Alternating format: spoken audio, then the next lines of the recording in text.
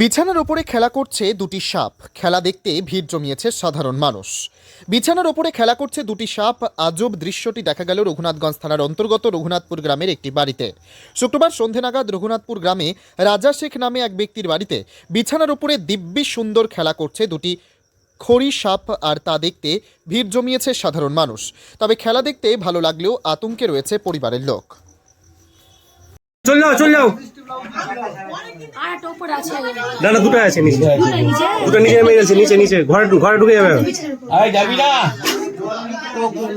না এই যাও যাবি না নিচে যাবি না, যা নিচে জায়গাতে চলে যা।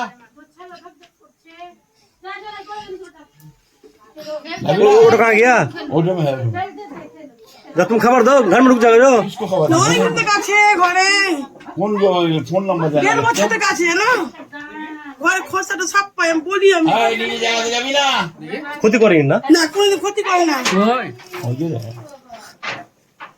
তাই তো জি থাক ওখানে থাক না তো বসে 1.5 থাক। বছর থেকে আছে কোনোদিন যা দুটা বলেছিল কই আচ্ছা